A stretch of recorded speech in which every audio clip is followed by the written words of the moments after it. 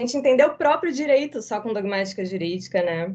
É redutor de potencialidade, é emancipatória, é revolucionária, é redutor, a Júnia aí, é redutor das complexidades sociais, sócio-histórico-culturais que a gente precisa, né? Oi, Juni! Oi, querida! Olá, tudo bom? Tudo bem? Seja bem-vinda. Obrigada. Gente, desculpa o atraso. Tava uma fumaceira aqui em casa, a gente descobriu que uma panela foi deixada no fogo, mas tá tudo certo, não aconteceu nada. Eu tava resolvendo isso. Foi bem na hora que eu fui sair para avisar a minha família que eu tava entrando na live e fui falar, não façam nada, vou entrar na live. Não, aí saí para fora do quarto, tava uma fumaceira, eu falei, meu Deus do céu. Eu estava aqui conversando com a Sabrina, a gente estava trocando uma ideia e o pessoal também já está entrando, tem bastante gente já, tô bem feliz, assim, ontem começou institucionalmente, digamos assim, o semestre letivo e, assim, os alunos têm participado bastante. Eu acho que nesse momento, nessa fase de pandemia, né, que a gente está, que já está começando a dar aquele desespero, né, aquele misto de sentimentos, né, desespero, tédio, enfim, eu senti mesmo que o pessoal está bem animado, tá entusiasmado para continuar, para pesquisar. Então, eu acho que a boa quantidade de pessoas aqui para ouvir a Juni e a Sabrina e para contribuir com esse debate, que é um debate público, essencialmente público mesmo, realmente me deixa muito, muito contente. É uma potência que só tem a nos fazer expandir, né? Então, assim, gente, sem mais delongas, porque eu sei que o pessoal da instituição às 19 vai ter um evento, o que não também pode não necessariamente colocar fim a nosso evento. Eu queria, então, cumprimentar todos e todas as presentes, especialmente minhas queridas amigas e pesquisadoras, Juni e Sabrina. Sabrina conheci por intermédio da Juni, então eu pedi uma indicação de alguém para contribuir com o nosso debate, né, Juni? A Juni, sem nem pensar, então, indicou a Sabrina, e eu também sem nem pensar, e trocando ideias com a Sabrina durante aí, a gente está há quase um mês ou mais trocando ideias. Eu tenho certeza de que foi uma indicação assim mais do que acertada e a gente está muito feliz de poder realizar esse debate aqui no seio daquilo que a gente está chamando de grupo de pesquisa em criminologia, na nossa linha de pesquisa criminologia feminista, mas claro, aceitando as contribuições de todos e todas vocês aqui presentes também, tá? Já comecei a gravar, quero ainda agradecer a Sara, que está aqui, pela organização, já há meses, eu sei que não é fácil, né, estar à frente dessas organizações e também dessas questões mais burocráticas, tá? Então, sem mais delongas, eu vou apresentar as nossas convidadas, a Juni e a Sabrina. Eu lembro até eu pedi para elas me mandarem, né, um mini currículo e a Juni mandou o extenso e depois ela falou, olha, eu prefiro a versão curta, tá? Que sou advogada criminalista e doutorando em Direito Penal pela UERJ, mas eu vou dar também a descrição mais longa, até para que vocês possam segui-la e seguir os campos de pesquisa da Juni, eu acho importante, né? Então, a Juni Cirino dos Santos, é advogada criminalista, atualmente morando, né, no Rio de Janeiro, doutoranda em Direito Penal pela Universidade do Estado do Rio de Janeiro, mestre em Direito pela Universidade Federal do Rio de Janeiro, especialista em Direito Penal e Criminologia pelo Instituto de Criminologia e Política Criminal, ICPC, graduada em Direito pela Universidade Federal do Paraná, cofundadora e professora do nosso querido Introcrim, conhecido de todos nós. E que eu tive a honra de também dar um curso, ser professora lá. Então, Juni, seja muito bem-vinda, estou muito feliz aqui com a sua participação, tá? A Sabrina Lazarevich, não sei se eu falei errado o seu sobrenome, eu acho que é isso, né? Não, tá certo, é Lazarevich. Lazarevich. Lazarevich também. A Sabrina é mestranda pelo Programa de Pós-Graduação em Sociologia e Direito da UF, que é o PPG-SD, transdisciplinar, né, que a gente estava comentando aqui, como é interessante esse programa. Ela é pós-graduada em Direito Constitucional e Criminologia, Direito e Processo Penal pela Universidade Cândido Mendes, bacharela em Direito pela UF, esquizoanalista. Essas questões vão ser mais debatidas na semana que vem, mas é esquizoanalista em formação pela Escola Nômade de Filosofia, com prática em clínica e saúde mental. Docente, ministra cursos sobre teoria feminista, filosofia da diferença e criminologia. Estou muito animada para esse debate. Sem mais delongas, passo a palavra a June e peço para que todos os restantes deixem aí os seus microfones, inclusive o meu, desligado para não dar interferência, tá bom? Bom, muito obrigada, Michele, por essa introdução, que é, nossa, muito mais do que a gente merece, né? Mas eu fico sempre muito feliz, assim, quando eu sou convidada por pessoas que eu gosto e que eu posso indicar outras pessoas que eu gosto, assim, para, sabe, divulgar o pessoal, divulgar o trabalho de gente que eu admiro, de fazer com que as pessoas que eu admiro entrem em contato. Então, assim, fico muito feliz de saber, enfim, que Michele gostou da indicação da Sabrina e que Sabrina também está aqui participando desse debate. Fico realmente, assim, super, super alegre de colocar vocês duas em contato, porque são mulheres que, enfim, admiro muito, são maravilhosas, grandes pesquisadoras nos seus campos. E, enfim, é sempre feliz para mim receber convites, assim, que me deixam tão emocionada, me sinto honrada, assim, com determinados convites. Tem convites que a gente aceita porque, tipo, o tema é interessante, não sei o quê. Agora tem convites que você fica realmente, tipo, cara, isso é muito legal. E esse é um desses convites, sabe? Tipo, poxa, para participar de um grupo de estudos, eu não sei se o pessoal sabe, mas toda vez que eu vou falar para o pessoal, para os alunos da Unicuritiba, eu gosto de lembrar dessa história, que quando eu estava no segundo ano da faculdade de Direito, eu fiz Direito na Federal do Paraná, né? Quando eu estava no segundo ano da faculdade de Direito, segundo ou terceiro, por aí, o Maurício Dieter dava aula na Unicuritiba. E os alunos dele começaram um grupo de estudos lá. E alguns amigos que eu tinha que participavam desse grupo de estudos me chamaram para participar também. E esse grupo de estudos foi rendendo, foi dando frutos. E, enfim, para mim é emocionante saber que está aí até hoje, ainda que em outras configurações, de outras maneiras. O Caio foi desse grupo, não foi? Desse grupo original? Isso. Lá de trás, né? Então. Foi o Caio mesmo que fez o convite na época, o Caio e o Krug. O Caio estava tocando ali meio como organizador da coisa. E eu fui meio de gaiata, assim, a única pessoa que não era da Unicuritiba ali, mas eu sempre falo que esse foi um momento muito importante da minha vida acadêmica, porque por mais que a Federal do Paraná tenha feito uma grande escola de direito penal crítico, de criminologia, naquele momento, na Federal do Paraná, eu estava um pouco isolada, tinha pouca gente pesquisando criminologia. Então, poder participar desse grupo foi realmente muito importante para mim. Foi o momento que eu mais, assim, me desenvolvi, vi meus estudos de criminologia avançarem, enfim, foi bastante produtivo para mim. Então, eu tenho muito a agradecer a esse grupo de estudos da criminologia, de verdade, fez parte da minha formação. E para mim é sempre super feliz poder voltar aqui e contribuir de alguma forma, né?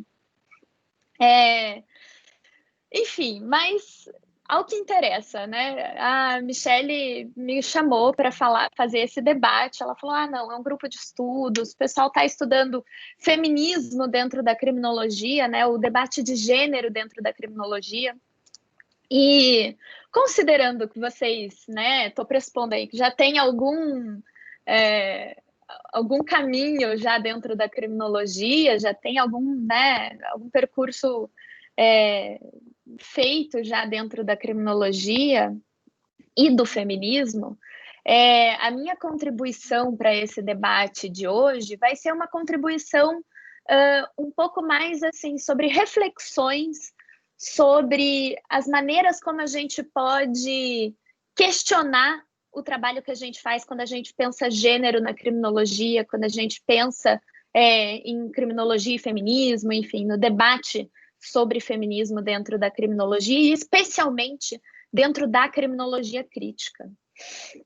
Então, eu me propus a falar um pouquinho com vocês justamente sobre isso, sobre as dificuldades e as vantagens, digamos, que a gente tem de trabalhar a questão da mulher a partir da criminologia crítica especificamente. Então, daí que surge, né, o título desse debate de hoje, Mulheres e a Questão Criminal, muito além de respostas fáceis. Porque o que a gente vê por aí são as respostas fáceis, né? São as respostas imediatas. E assim, longe de mim de negar as respostas imediatas, a questão é que a gente tem que se colocar muitas vezes em posição de desconforto, de refletir sobre essas respostas. E justamente porque o meu debate vem da criminologia crítica, nada, é que eu quero começar falando sobre esse ponto, né? Eu estava discutindo com alguns colegas há uns dias atrás que me parece que a gente está vivendo um novo período de fragmentação da criminologia. Essa é uma tendência contemporânea, inclusive se você pega esses grandes handbooks, né, os manuais de criminologia, a gente vê essa criminologia fragmentada, né? Só que essa nova tendência de fragmentação da criminologia não é uma tendência, não é a primeira vez que isso ocorre, né?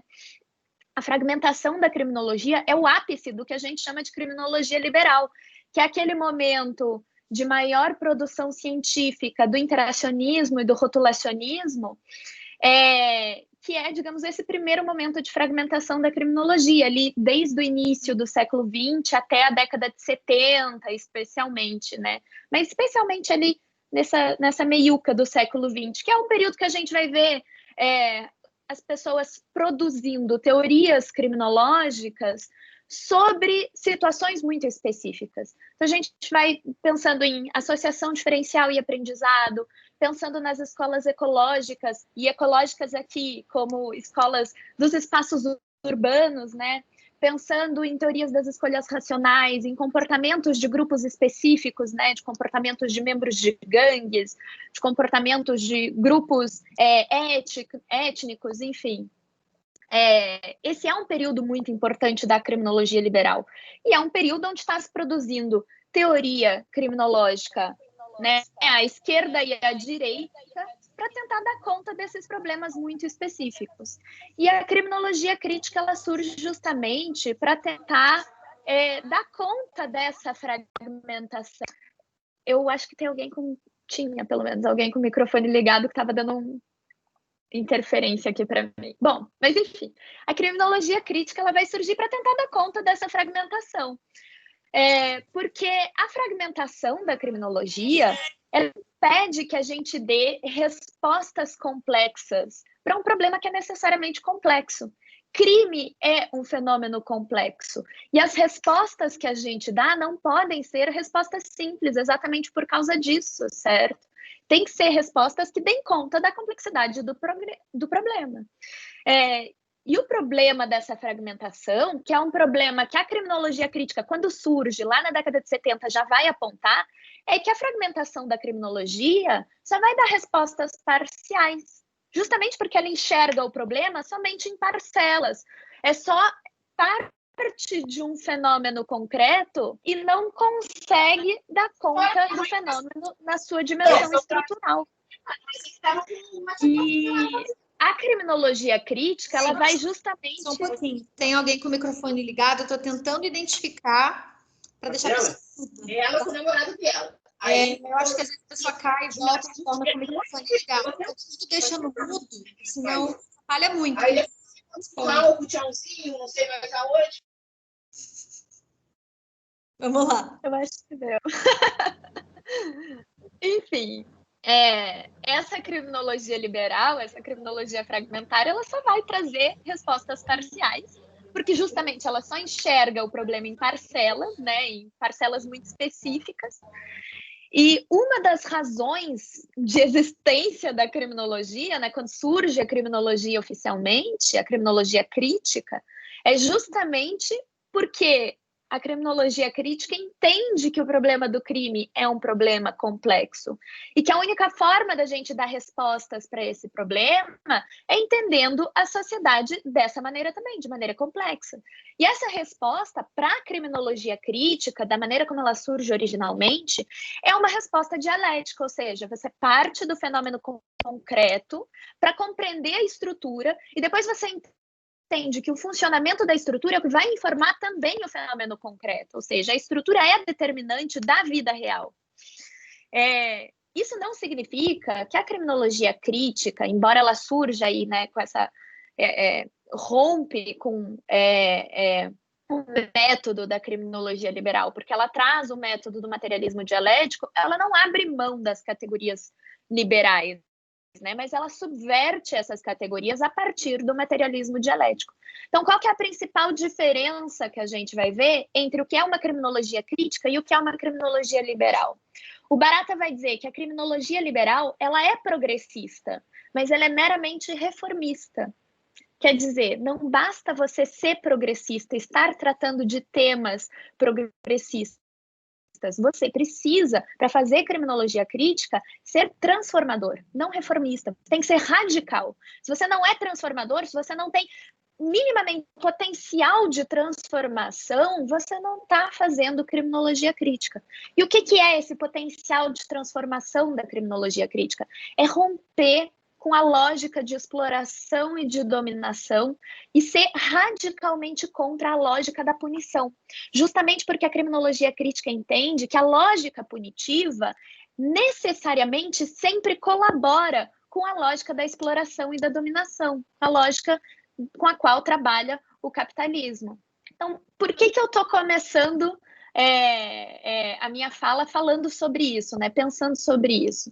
Porque 50 anos depois do surgimento oficial da criminologia crítica, a gente está vendo uma nova onda de fragmentação da criminologia. E uma nova onda, lógico, a gente está falando de criminologia muito progressista, certo?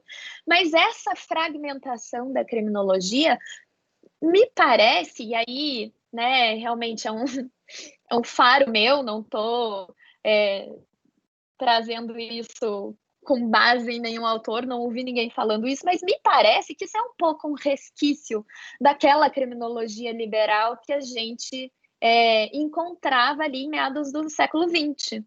Só que, dessa vez, essa fragmentação da criminologia, por ser progressista, ela vem revestida de um caráter de criticidade, né? Só que é uma crítica que não é radical, justamente porque ela falha em compreender de alguma forma, algum dos aspectos da complexidade do crime. Seja o aspecto da exploração e da dominação, seja o aspecto da reprodução dessa lógica pelo sistema de justiça criminal.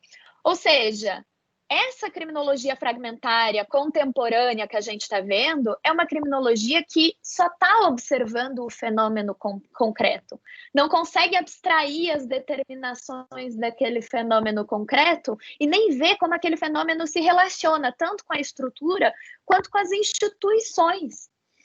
Então, nessas novas formas de fragmentação da criminologia, a gente vai ver criminologia cultural, criminologia ecológica, e aqui ecológica não é no mesmo sentido que a gente via lá, certo? Criminologia ecológica no sentido do que muitas pessoas identificam como ecossocialismo, criminologia do condenado, realismo de esquerda, e aí dentro a própria criminologia feminista. São tentativas de explicar questões muito concretas, mas a partir só de fragmentos da realidade. Então, acaba que são tentativas meramente sistêmicas de análise do crime, não são análises estruturais. E sendo sistêmicas, exatamente por serem sistêmicas, elas vão ser no máximo reformistas, porque elas trabalham com o sistema, elas trabalham com uma lógica que não rompe com a lógica do sistema de exploração do capitalismo, com a lógica do sistema de opressão, certo? Então, são, no fundo, tentativas liberais. Por mais que elas tratem de discursos progressistas, por mais que elas sejam tidas como críticas, são tentativas sistêmicas e, portanto, meramente liberais, fragmentárias, de você tratar desses assuntos. E isso não significa você não deve tratar desses assuntos. Deve, mas você tem que saber que para tratar desses assuntos de uma maneira que seja realmente transformadora, que tenha realmente um potencial de crítica da realidade social, você não pode tratar isso de uma maneira fragmentária, você tem que tratar isso de maneira complexa. Então, a minha posição é de que só é verdadeiramente crítico aquilo que vai partir de uma análise materialista. Do contrário, a gente vai acabar caindo uma hora ou outra em mero reformismo, por mais progressista que seja o discurso, porque não existe um compromisso verdadeiro com a libertação, com a emancipação humana, com a transformação da realidade social. Ainda opera segundo uma lógica de exploração e de dominação, e isso significa que ainda está legitimando a lógica fundacional do sistema de justiça criminal, que é justamente essa lógica de exploração, essa lógica de dominação. E isso é importante a gente ter em mente quando a gente vai trabalhar com gênero na criminologia. Vejam, eu estou dizendo isso tudo para vocês, mas gênero é o centro do meu trabalho há, meu Deus, já vai fazer 10 anos que eu trabalho criminologia, mas a questão é, trabalhar com isso a partir da criminologia crítica significa entender, você rompe com a lógica sistêmica e você consegue entender que você está trabalhando com gênero, mas ao mesmo tempo você está trabalhando com classe, você está trabalhando com raça, você pode dar o foco em gênero, mas você não pode nunca esquecer que gênero é só uma faceta de um problema que é multifacetado, que é extremamente complexo. E é importante a gente ter isso em mente quando a gente está trabalhando feminismo, trabalhando com feminismo, trabalhando na criminologia com o feminismo. Por quê?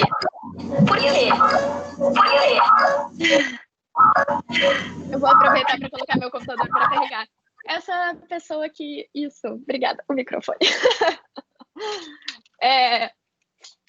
Então, eu digo que é importante a gente ter isso em mente, porque eu sei, né, eu entendo intimamente o quanto é sedutor o discurso da punição, né?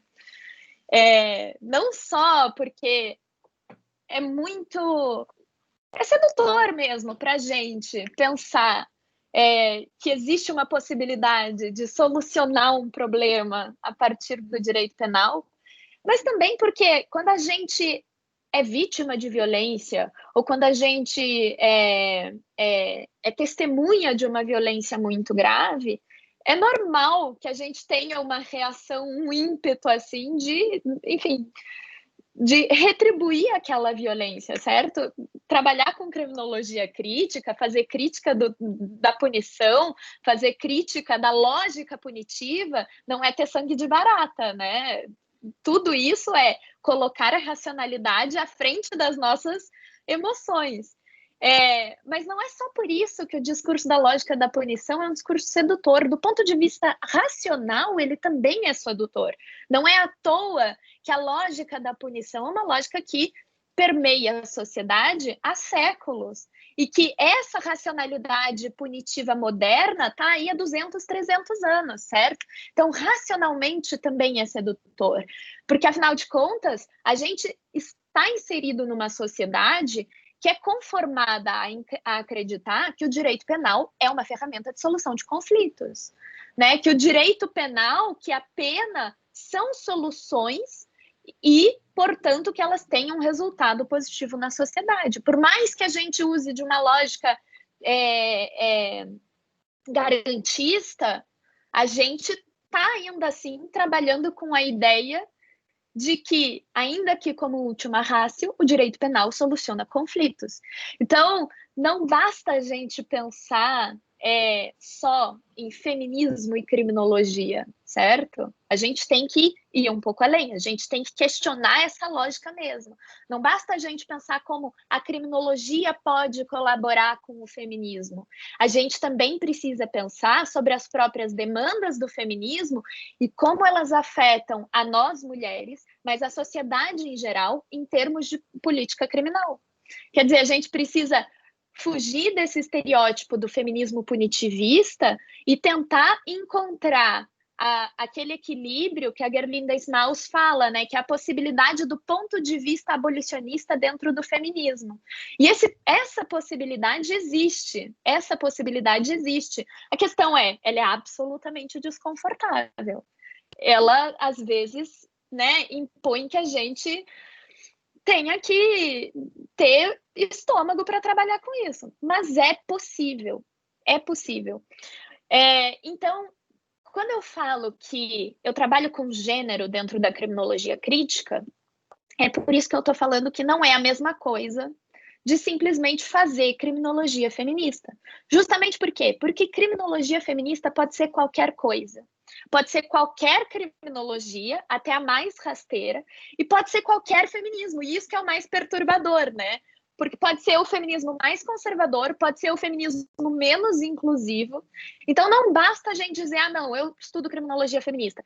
É pouco, certo? A gente tem que estudar criminologia crítica e uma perspectiva feminista dentro dela, dentro da criminologia crítica. Então, se a gente realmente quer fazer a crítica de gênero, a gente precisa, antes de mais nada, aprender a criminologia crítica e aprender a crítica de gênero e entender como que você vai aliar as duas coisas, né, na maneira como você vai trabalhar esse assunto. E é só assim que é possível a gente fazer a crítica criminológica estrutural e, ao mesmo tempo, fazer a crítica de gênero que é necessária. E aí, né, aquela crítica de gênero que é comprometida com o fim da dominação masculina, comprometida com o fim da exploração do trabalho reprodutivo feminino, com o fim da exploração sexual feminina, comprometida com a luta antirracista, com a luta anticlassista, quer dizer, um feminismo que seja verdadeiramente igualitário, verdadeiramente inclusivo.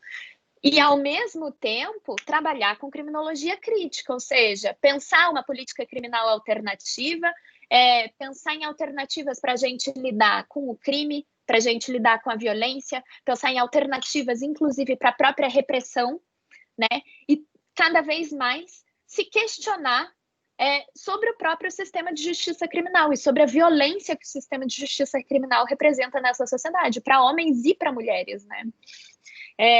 Lógico, falar isso tudo, dizer que não basta fazer criminologia feminista, não significa dizer que não é importante, não são importantes todos os avanços que a criminologia feminista nos trouxe, porque são, certo? A criminologia feminista tem um papel importante também em questionar as falhas da criminologia crítica quando ela abordava gênero, porque foram inúmeras falhas, e até hoje são, né?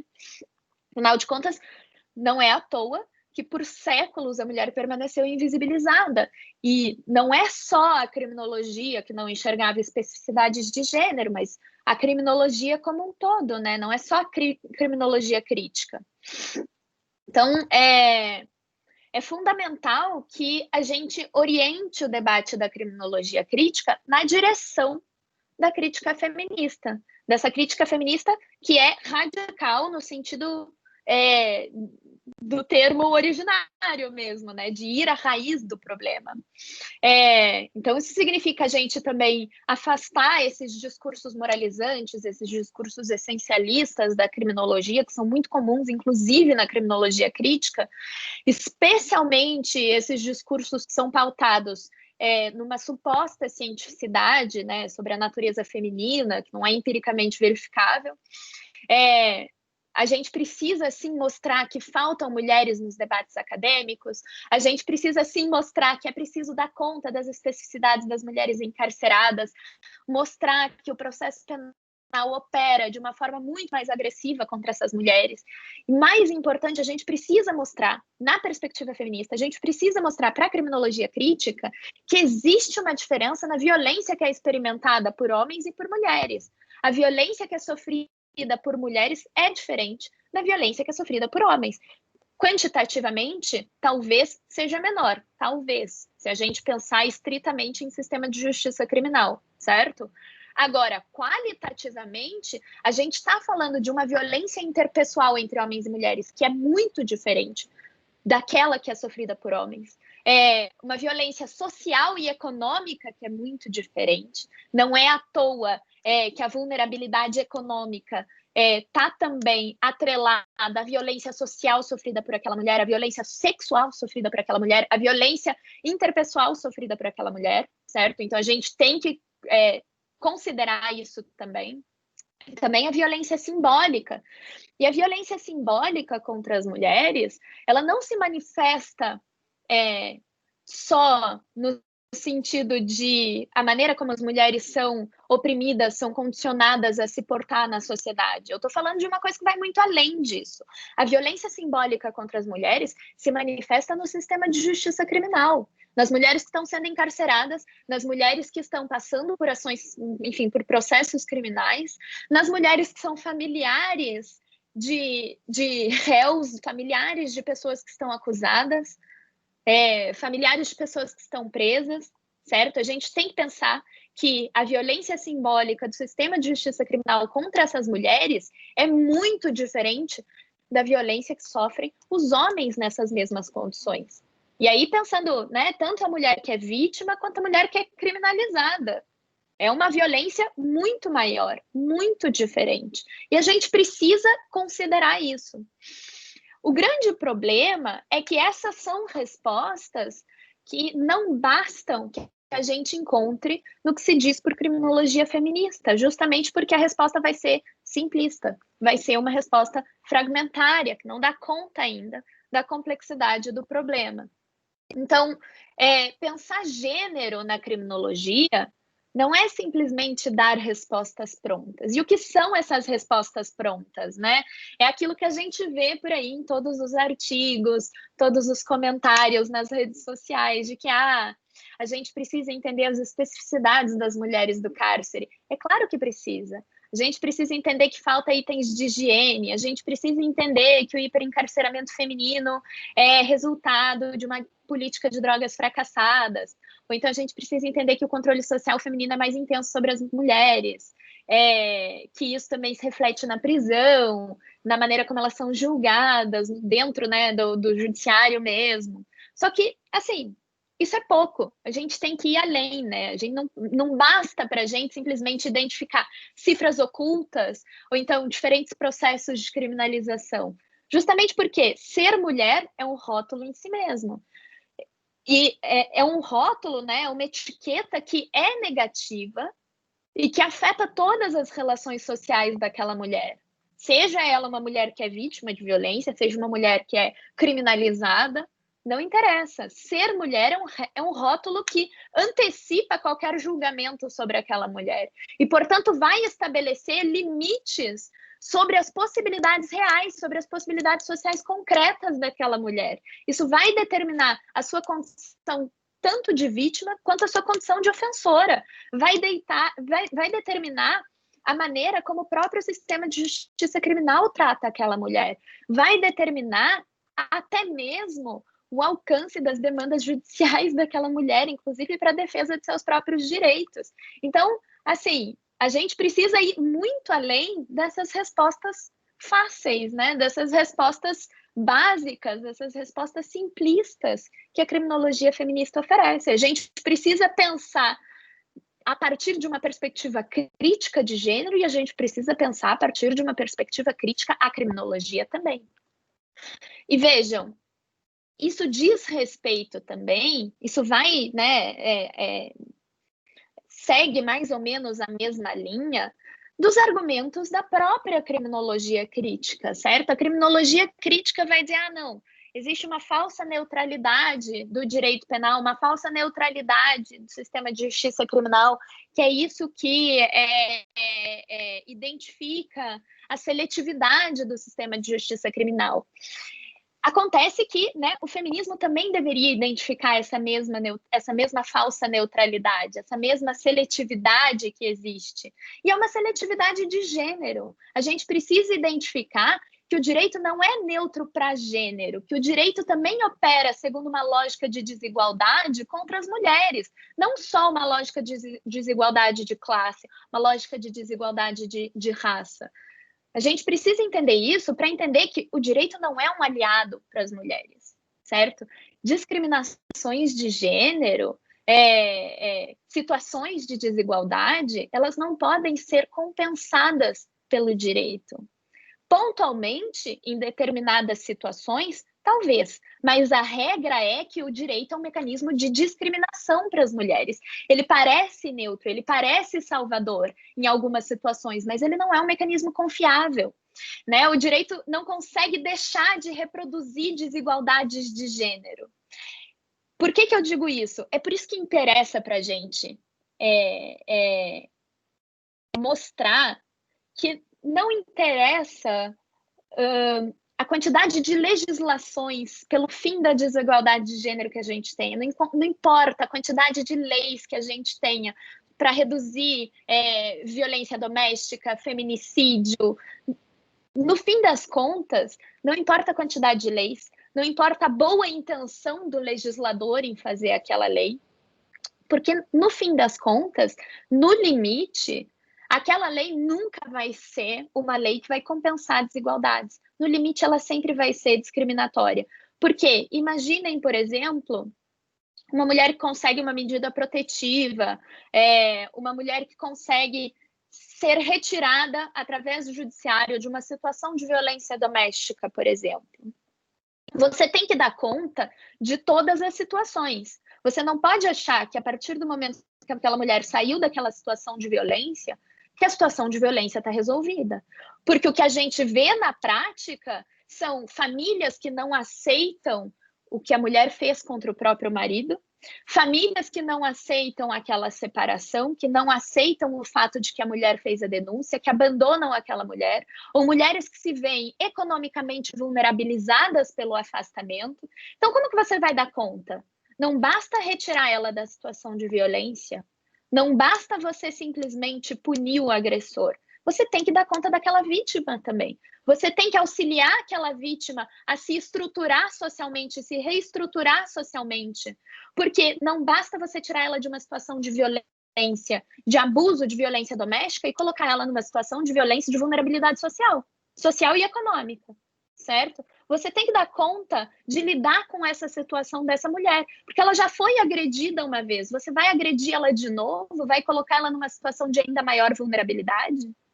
Ou então, mulheres que são presas. Isso é uma coisa que eu descobri recentemente. E aqui, na verdade, eu vou falar para vocês. Eu já até, assim, me perdi do que eu tinha preparado para falar para vocês. Mas eu descobri recentemente que, salvo engano, na República Dominicana, enfim, num país da América Central, existe uma excludente de ilicitude para mulheres que são presas por tráfico de drogas entrando em presídios. Isso é uma coisa incrível, sabe? Isso é realmente você pensar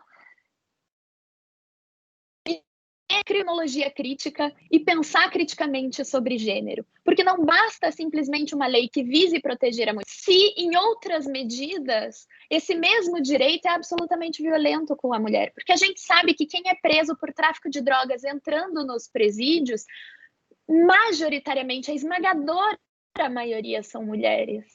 Então, por que não uma excludente de ilicitude nesse caso? Ou uma redução de pena, qualquer coisa do gênero.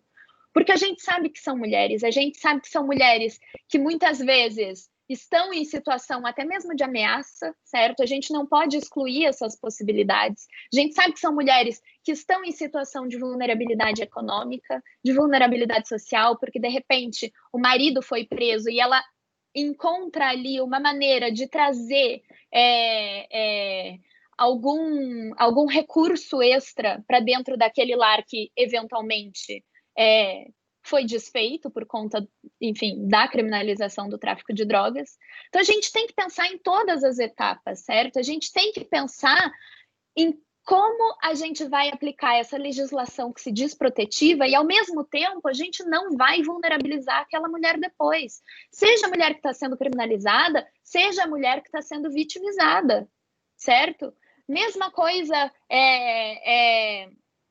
com relação a condutas, enfim, que a mulher é a vítima daquela conduta, certo? Você precisa pensar em maneiras de conduzir o processo penal que não vão ser traumáticas para aquela mulher novamente. Porque muitas vezes passar por um processo como vítima, a depender do tipo de violação que você sofreu, de violência que você sofreu, passar por um processo penal é uma nova agressão, é uma nova violência, é uma forma de reviver um trauma, de reviver uma violência que muitas vezes, enfim, só produz mais danos para aquela vítima. Então, a gente precisa dar conta de entender todas essas questões. Não basta simplesmente ter mais leis, ter leis penais boas ou aplicar bem as leis penais. A gente precisa dar conta de tudo que vai além dessa legislação. E, acima de tudo, a gente tem que pensar, especialmente quando a gente está pensando em leis penais como maneiras de proteger as mulheres. A gente tem que pensar o seguinte, lei penal não serve para resolver o problema, né? Por isso que eu digo que a gente tem que sempre partir da criminologia crítica para pensar o problema. A gente tem que lembrar que lei penal não resolve problema. Aplicar o direito penal não é solução para conflitos. Aplicar o direito penal, pelo contrário, cria um novo conflito, cria uma nova desigualdade, querendo ou não, necessariamente. Então, assim, temos leis penais para dar conta de situações de violência doméstica, de violência de gênero, de violência contra a mulher? Temos. Isso significa que essas leis são ruins dentro da nossa realidade? Não, sinceramente. Agora, isso significa que toda vez que a gente está trabalhando com esse tipo de legislação, a gente tem que estar consciente de que a gente está perpetrando novas violências, de que a gente está reproduzindo ali uma lógica de desigualdade. Especialmente porque, vejam, você achar que o direito penal vai resolver o problema da desigualdade de gênero, eu sempre digo que é absolutamente, assim, estúpido e irresponsável você achar que direito penal vai resolver qualquer coisa. Estúpido porque, enfim, a criminologia crítica está aí há 70 anos dizendo que a pena só gera novas violências, que a pena não serve para os fins aos quais ela se propõe, que a pena, no máximo, vai servir para reproduzir uma lógica de exclusão, uma lógica de exploração, de desigualdade do capital. Beleza. Mas também irresponsável, porque a partir do momento que você tem lei penal para tratar de um problema, o debate sobre o problema acabou. Você furta qualquer possibilidade de debate naquela sociedade, se você tem uma lei penal, porque lei penal é a última ratio, porque direito penal é a última saída. E se a gente vai direto para a última saída, quais outras saídas a gente tem? Porque lei penal não está adiantando, certo? Se vocês forem pensar agora nas estatísticas recentes de violência doméstica com a pandemia, todas as estatísticas têm mostrado que as denúncias de violência doméstica aumentaram. Isso significa o quê? Ótimo, a gente tem Lei Maria da Penha aqui. Lei Maria da Penha está fazendo 15 anos já. E 15 anos de Lei Maria da Penha e a gente só vê as estatísticas aumentando. A gente vê essas atrocidades acontecendo e notícia atrás de notícia de mulheres que foram violentadas dentro da própria casa durante a pandemia. Isso significa o quê? Significa que Lei Maria da Penha, por melhor que sejam as medidas protetivas, ela ainda assim não serve para diminuir desigualdade de gênero. Ela serve no máximo para resolver algumas situações pontuais e situações ideais ainda por cima. Porque na prática ela não serve para reduzir desigualdade de gênero, pelo contrário, ela impossibilita que a gente tenha debates muito mais frutíferos sobre isso. Certo? Imaginem o quanto não seria eficiente você ter um debate sobre gênero nas escolas, ao invés de você ter simplesmente uma lei penal que puna a violência de gênero.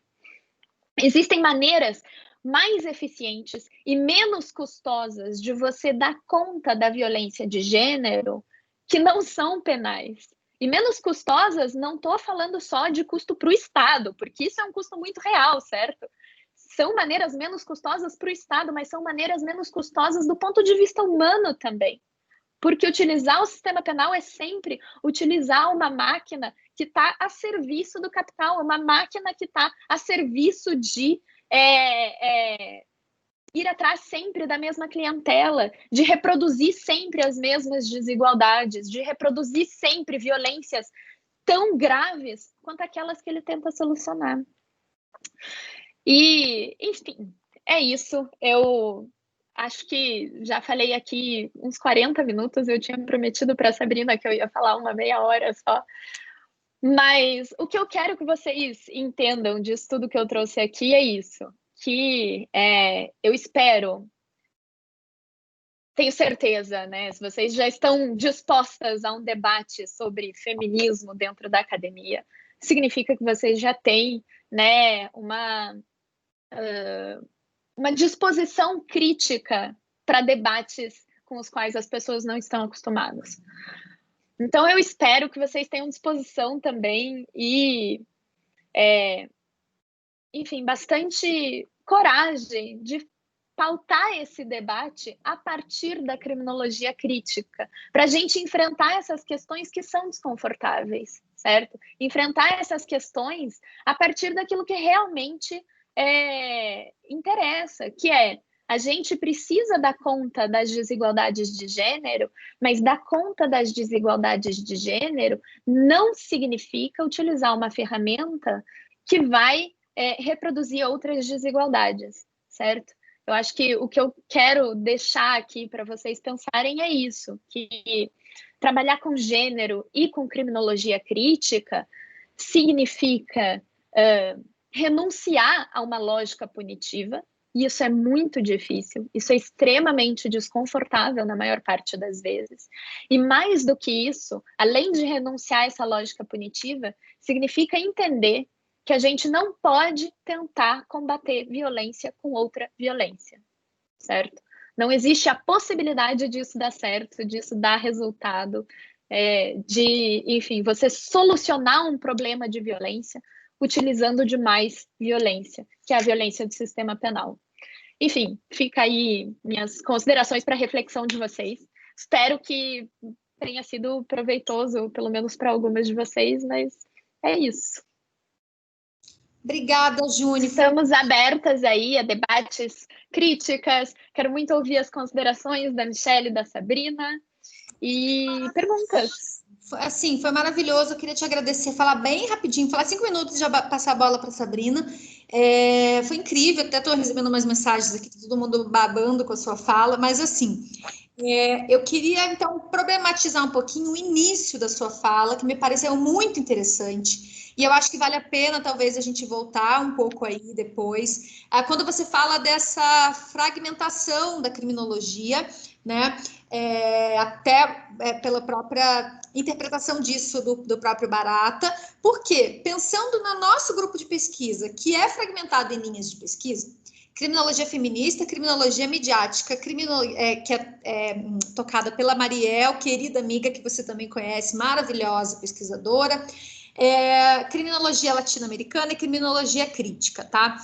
Eu acho importante a gente voltar aqui nisso. Por quê? Porque me parece imprescindível mesmo, e aí eu estou contigo, pensar que não necessariamente, e me corrija se eu estiver errada, acho que não foi isso que você quis dizer, que essas fragmentações necessariamente correspondem a um tipo de criminologia liberal.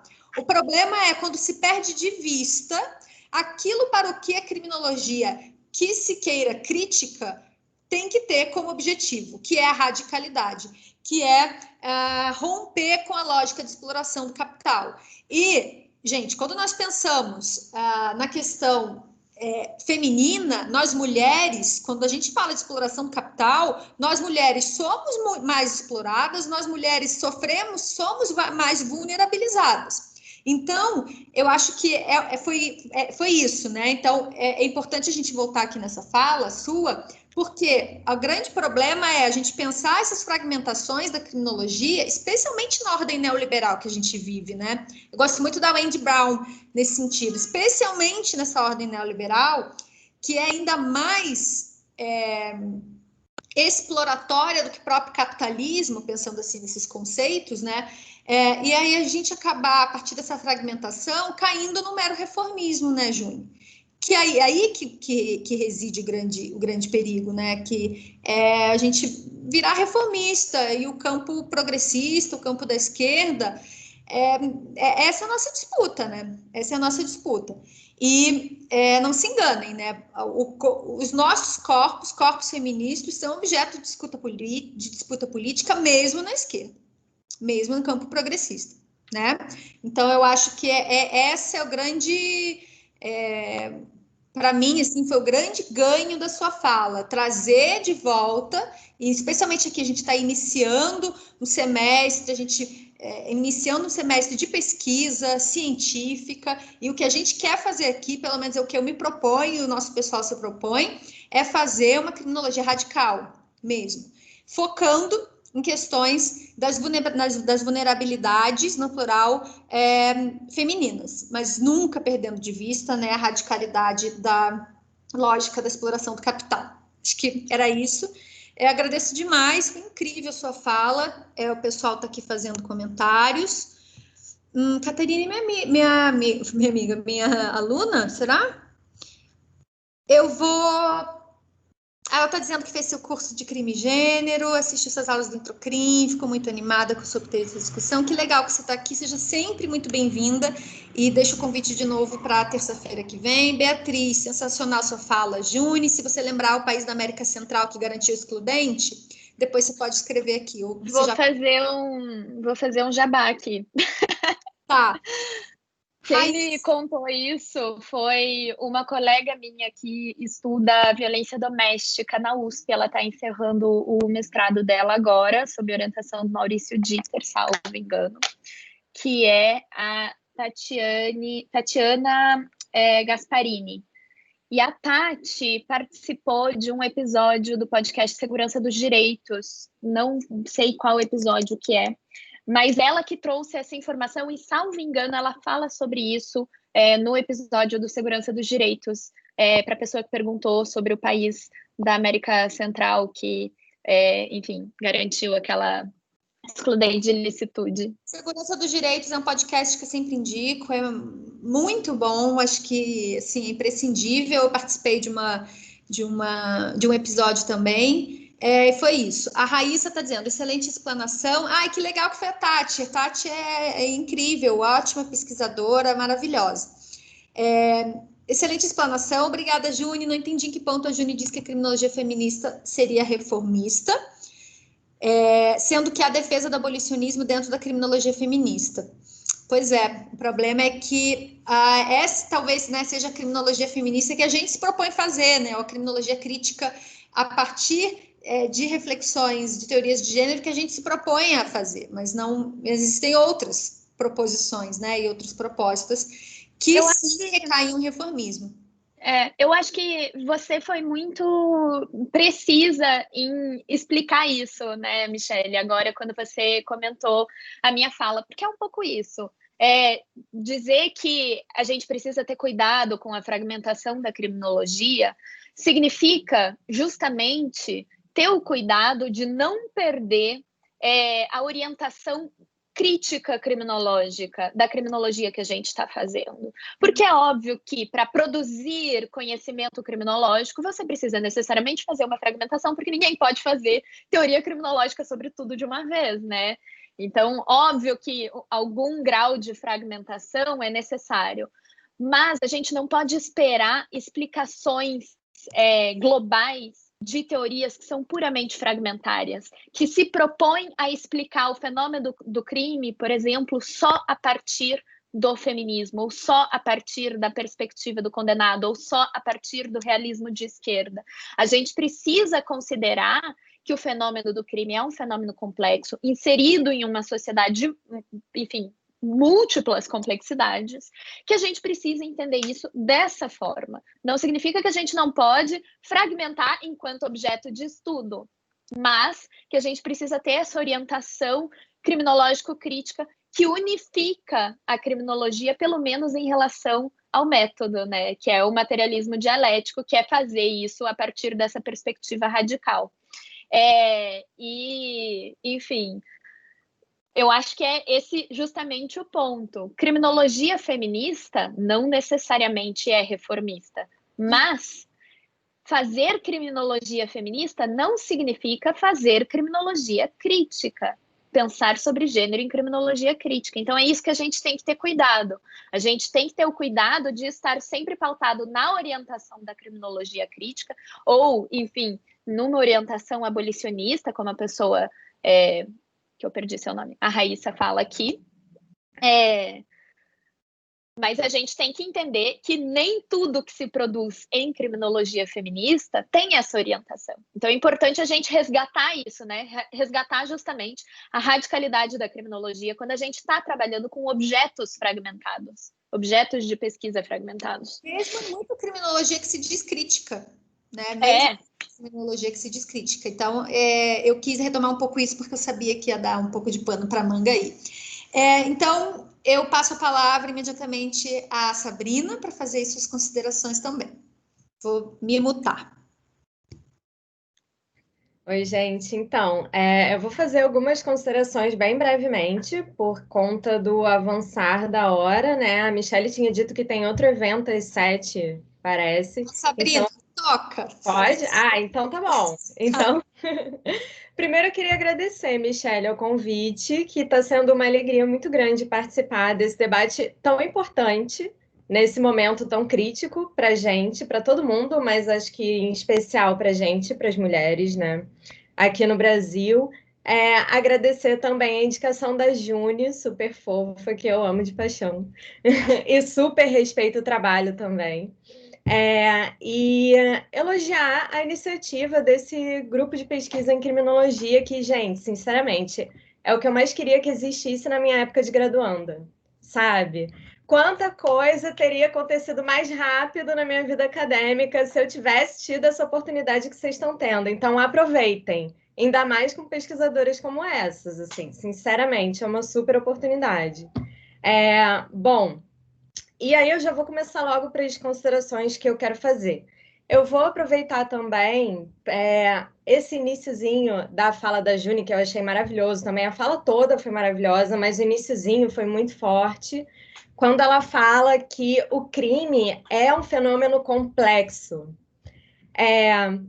Eu estava falando com a Michelle antes de você chegar, Juni, como a dogmática jurídica está muito longe de ser suficiente para a gente entender a sociedade, né? Como o direito sozinho está muito longe de explicar qualquer coisa, qualquer problema social por si só. Ele precisa fazer um diálogo com outros campos do conhecimento, precisa fazer diálogo com a filosofia, com a sociologia, com a história, com a psicanálise, com quanto mais áreas de conhecimento humanas, né? Que estão tão desvalorizadas nesse momento, mas enfim, por que será também? A gente conseguir fazer, melhor a gente consegue fazer análise social. E por isso que a criminologia é tão importante dentro do direito, porque quem abre essa visão no direito é a criminologia.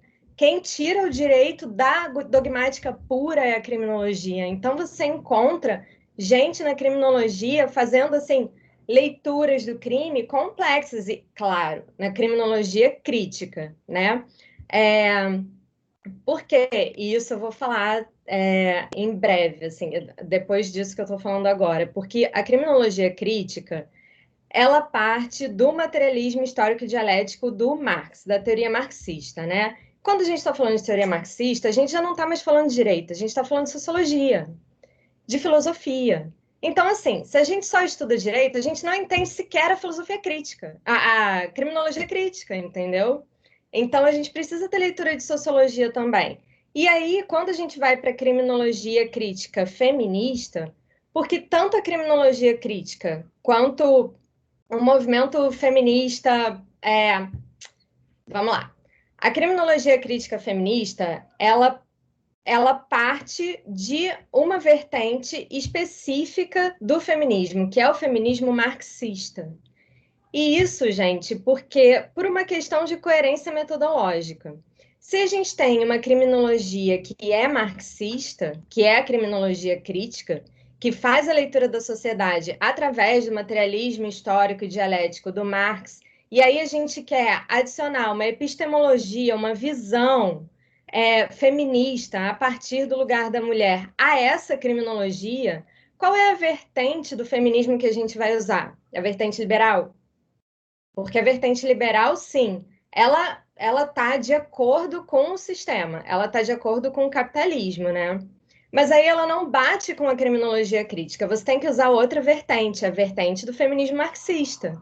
Então, assim, quando a gente não presta atenção, quando a gente não tem leitura em teoria feminista para estudar a criminologia e quer fazer uma criminologia feminista, acontecem esses problemas de método, né? Você pega um feminismo liberal para fazer uma leitura de uma criminologia que é marxista, não faz sentido, sequer faz sentido, sabe? Então, assim, a gente precisa o quê? Você quer fazer uma criminologia feminista? Ótimo, então vamos estudar teoria feminista? Vamos estudar sociologia, vamos estudar materialismo histórico dialético, que aí a coisa fica muito mais interessante, né? Como a Juni estava falando, o crime a gente não vai entender só pelo direito. Crime é um fenômeno complexo. Você não vai resolver os problemas punindo o agressor, não vai resolver os problemas aplicando uma medida protetiva de urgência, no caso da violência doméstica, por exemplo, se aquela mulher tem que comer, não tem onde comer ou não tem onde morar, porque é totalmente dependente financeiramente do seu agressor. E aí, nesse sentido, por exemplo, a gente, acho que vale lembrar aqui como o Bolsa Família possibilitou que muitas mulheres saíssem de uma situação de violência e conseguissem se alimentar seus filhos. Então, assim, como você consegue falar sobre o problema de violência doméstica sem falar do Bolsa Família? Por exemplo, você não consegue resolver, nem sequer falar, sequer pensar sobre isso só dentro do direito. Então, você precisa de ciência política, precisa de sociologia, sabe? Precisa desse diálogo, precisa. A transdisciplinaridade é fundamental para entender o próprio direito, para entender o crime, para entender a violência contra a mulher, enfim. Então, e aí, inclusive, uma amiga minha muito querida, ela pesquisa essa questão do Bolsa Família na violência contra a mulher no campo da sociologia aqui no Rio de Janeiro, no IESP-UERJ. E a gente troca muita figurinha sobre isso, porque a gente está falando a mesma coisa, sabe? Se eu estou falando de criminologia crítica feminista, ela está falando de como o Bolsa Família tira as mulheres de uma situação de vulnerabilidade, gente, a gente sabe, não é para ela ficar na sociologia dela e eu ficar no meu direito, é para a gente dialogar e trabalhar junto, né? Então, é muito importante a gente fazer isso dentro da criminologia crítica. E se a gente quer fazer uma criminologia crítica feminista, a gente precisa ter isso em mente, né? E, assim, por isso que eu gosto muito demais, e já deixo a indicação que vocês já devem estar carecas de saber, mas da Angela Davis. A Angela Davis, né, ela é uma feminista, abolicionista, vegana, marxista. Ela consegue confluir todas as pautas contra-hegemônicas em uma pessoa só. Ela personifica todas as lutas contra-hegemônicas. É impressionante essa mulher, sério. Eu tenho uma admiração absurda pela Angela Davis. E ela tem um livro chamado Mulheres, Raça e Classe, que basicamente, o título desse livro é o tripé que sustenta o capitalismo: gênero, raça e classe.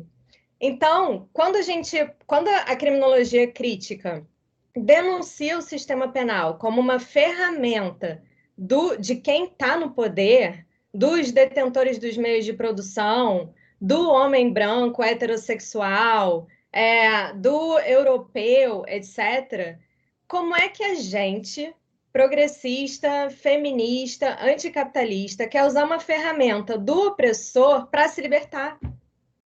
Percebe? Não faz sentido. Aquela ferramenta já funciona não é uma ferramenta de libertação, é uma ferramenta de dominação.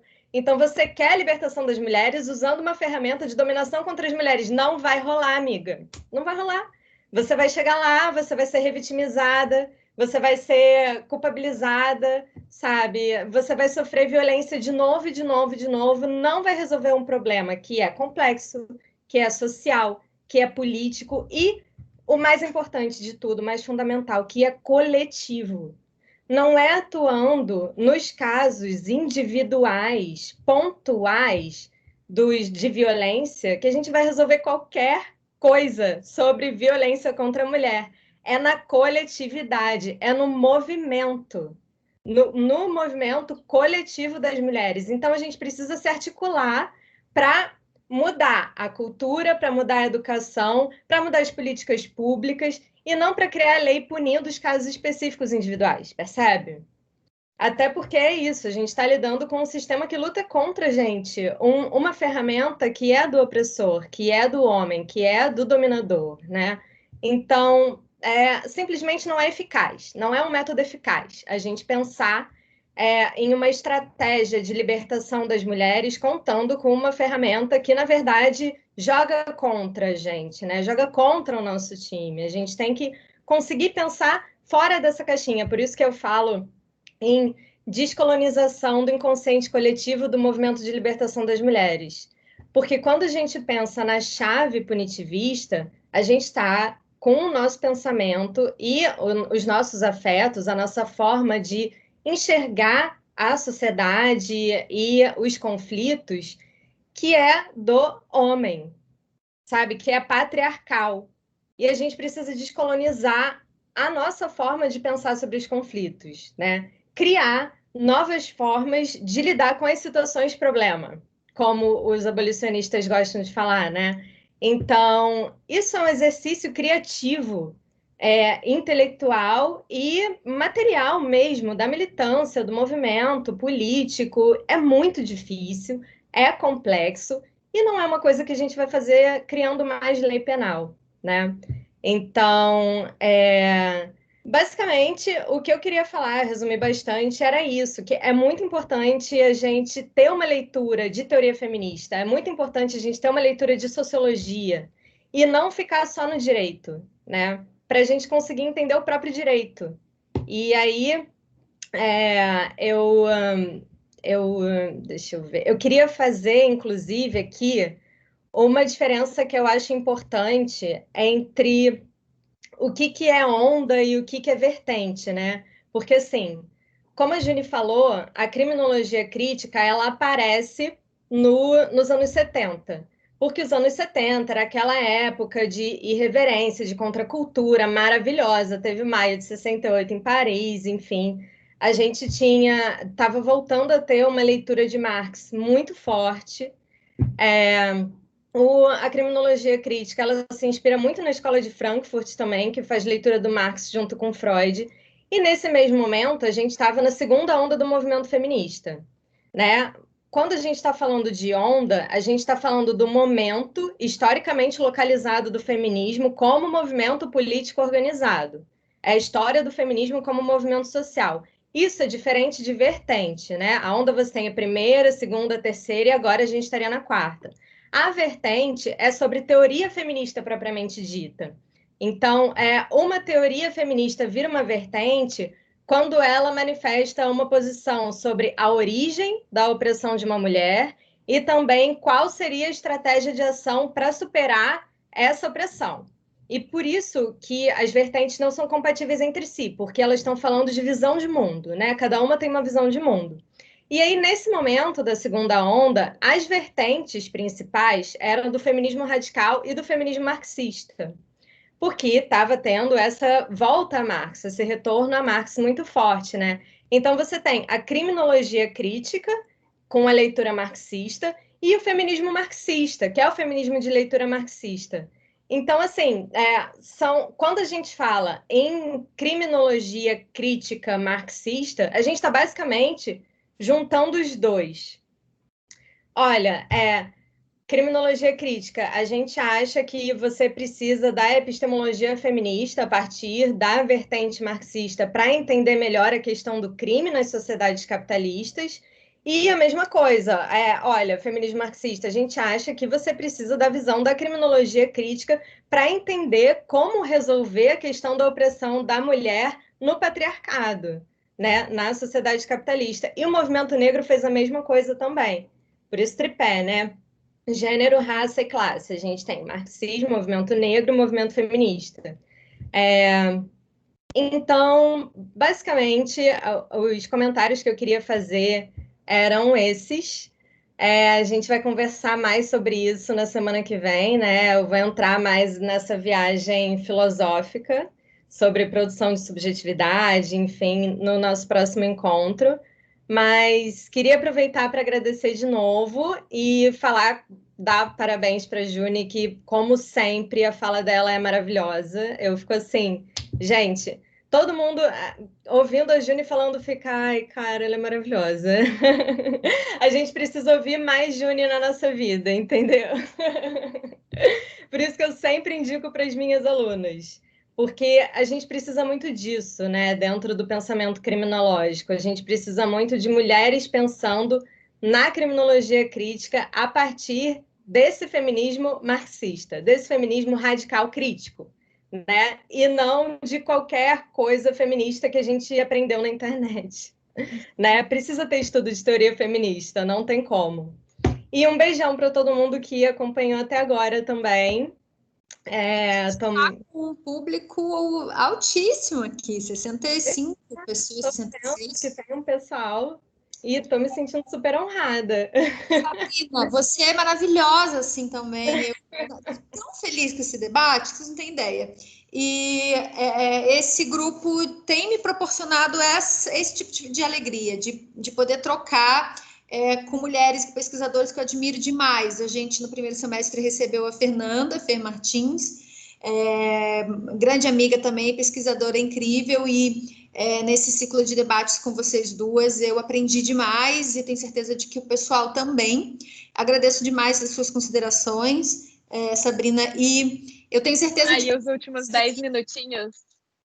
Essa parceria quero que ela continue. Por mais que eu esteja aqui trabalhando, né, no processo penal também, até eu anotei uma coisa da fala da Juni, quando você diz que o compromisso com essa radicalidade, ele não é ter sangue de barata. E aí você diz assim, não é impunidade. E aí aqui, né, eu me encontro muito nessa crítica que eu, como processualista, e como utilizo o processo penal como essa ferramenta de luta política mesmo, luta democrática, isso é algo que a gente tem que lidar todos os dias, né? Impunidade, o garantismo é sinônimo de impunidade. Então, as nossas interseções entre, já que a gente está falando de transdisciplinariedade, de radicalidade, tenho certeza de que hoje, na terça-feira que vem, mas em outros encontros, em outras alianças, a gente vai estar juntas, porque Deixa, trabalhar com vocês. Vai lá. Deixa eu usar esses últimos minutinhos aqui que a gente tem, só para eu fazer um comentário, 2, na verdade, sobre a fala da Sabrina. Vai lá. Primeiro que, assim, tô de absoluto acordo, assim.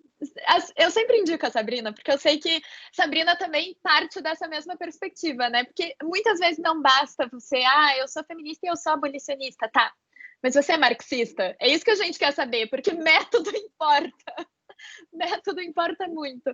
Então, sempre que me perguntam, quem você indica para falar sobre tal coisa, eu sempre indico a Sabrina, porque eu sei que ela tem essa mesma perspectiva que eu, e eu fico sempre muito feliz de te ouvir, Sabrina, sério, de verdade.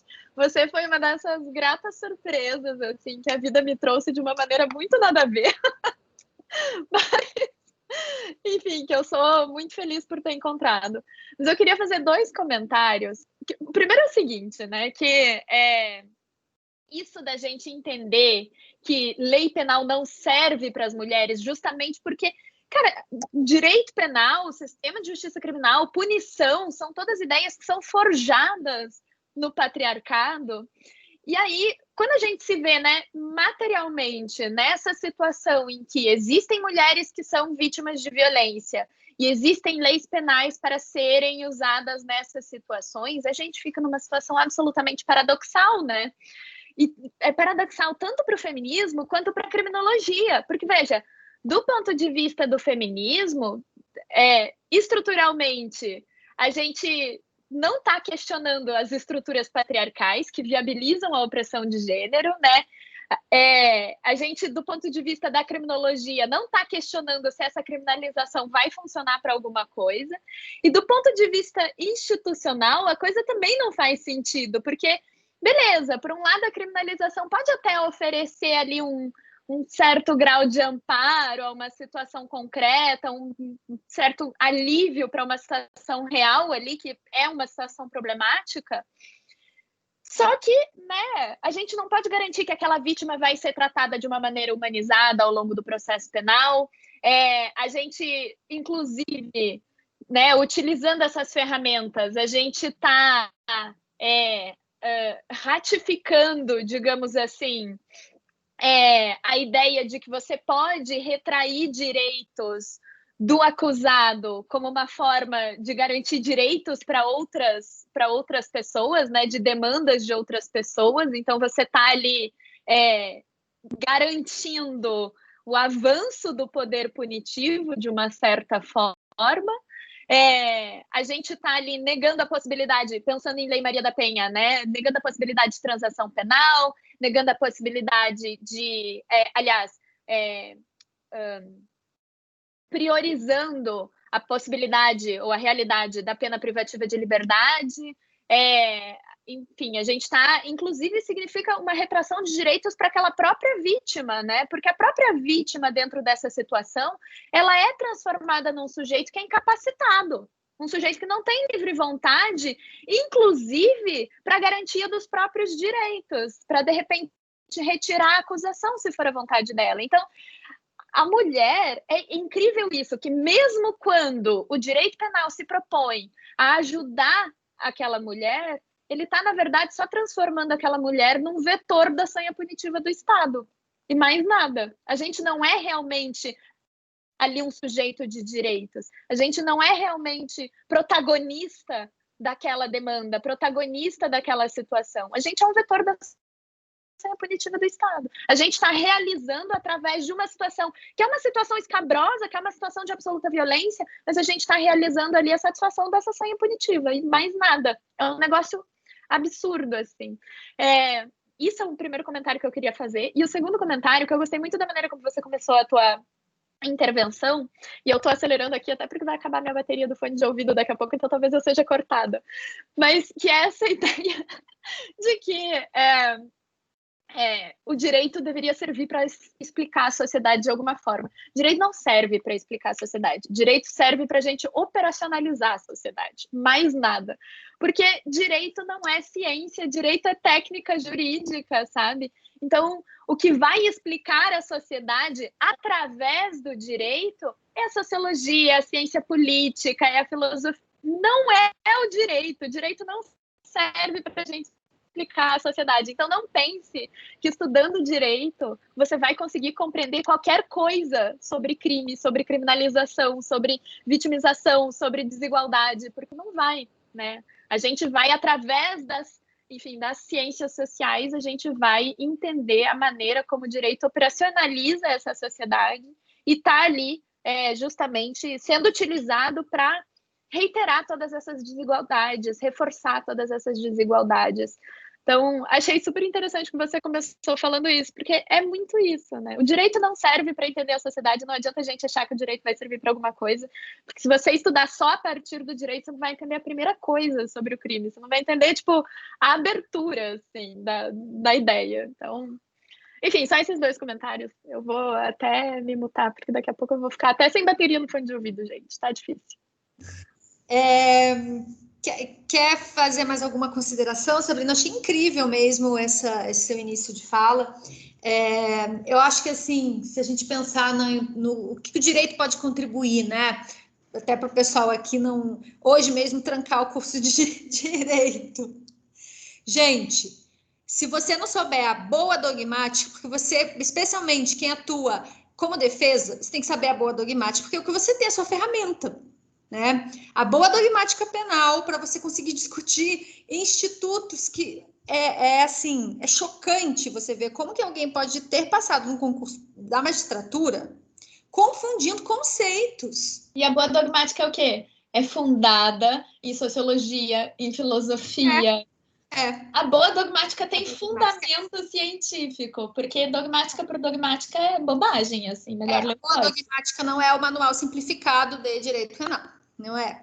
E a boa dogmática processual penal também, que ainda é ainda mais difícil de ser encontrada, e é aqui que eu estou nesse fronte para tentar lutar contra essa mediocridade mesmo que se estabelece no campo do processo penal, né? Sabrina ia falar alguma coisa.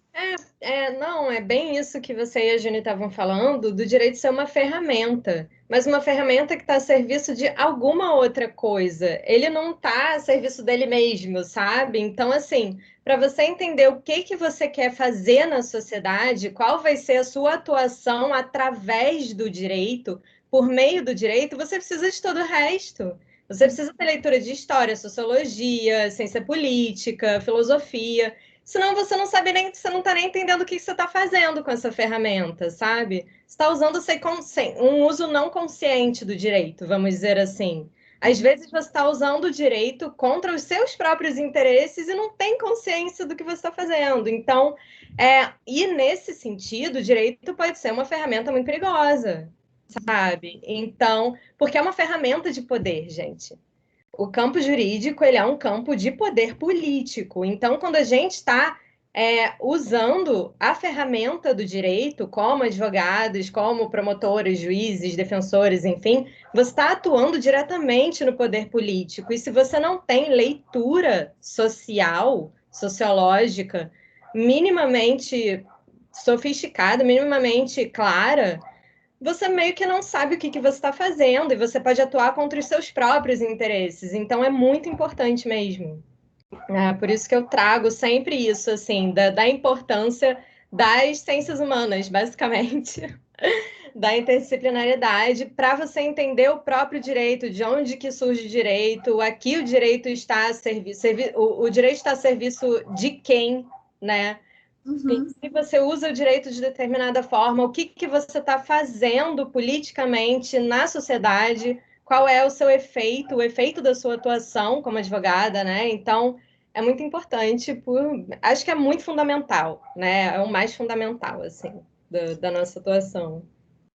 Gente, então eu deixo aqui o meu profundo agradecimento às duas e já sabe qual é aquela despedida que dá um calorzinho no coração por saber que a gente vai se reencontrar de novo na próxima terça-feira, tá? Então, na próxima terça a gente inverte, a Sabrina abre fazendo sua exposição, depois a Juni debate. Eu acho que todo debate tinha que ser assim, né?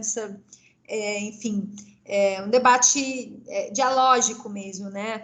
E a fala da Sabrina semana que vem, então, ela vai tratar do feminismo antipunitivista, descolonização do inconsciente no movimento de libertação das mulheres, trazendo toda a experiência da pesquisa dela lá no mestrado da UF, né? Então, acho que vai ser muito interessante. Deixo, então, um convite e, oportunamente, eu sempre deixo convite em redes sociais, enfim, no dia mesmo, porque senão a gente se confunde, né? Nas lives e nos eventos. E deixei gravado aqui, de qualquer forma, assim que possível, eu, com a ajuda da minha querida Sara, que não sei se está aí ainda, disponibilizo para vocês, tá? Alguém tem alguma consideração a mais? Aqui no chat, acho que o pessoal só está agradecendo mesmo. E nenhuma outra pergunta. Então, acho que seria isso, né, gente? Vou deixar aí também a noite de vocês livres, alguns têm aula. De novo, obrigada. Obrigada mesmo. Foi incrível. Adorei. Eu quero agradecer o convite, Michele, de novo. Fiquei muito feliz. E vou falar um negócio para vocês. Às vezes tem uns dias que a gente tá meio cansado, né? Eu falei com a Sabrina ontem, eu comentei com ela, nossa, essa semana eu tô assim, só tipo, vivendo uma hora de cada vez, de tanta coisa que eu tenho pra fazer. E daí hoje eu tava tão cansada, eu tipo, entrei assim, eu falei, ai, que droga, eu acho que nem vai ser um debate muito legal, porque eu não tô muito animada, sabe? No fim das contas foi muito bom, mudou meu dia agora no finalzinho, então. Obrigada pelo convite e por enfim, esse momento, assim, acalentador. Foi ótimo, gente. Obrigada. É aí que mora a nossa potência, né? Mas é isso, a Juni realmente já faz umas semanas, né, que ficou... Como é que tá seu braço, inclusive? Espero que esteja melhor. Tô prejudicada ainda. Isso não tá fácil para ninguém, não. Mas que a gente possa, nesse momento tão difícil, né, conseguir ter esses hiatos aí de potência. Um beijo grande para todo mundo. Agradeço também o público. E a gente se encontra na terça-feira que vem. Tá? Depois eu disponibilizo a gravação, que eu acho que com certeza vai servir aí para frente para objetos de pesquisa do pessoal. Tá, gente? Então, até terça-feira que vem. Um beijo grande. Obrigada pela participação. Boa noite. Boa noite. Até, boa noite. Tchau, tchau.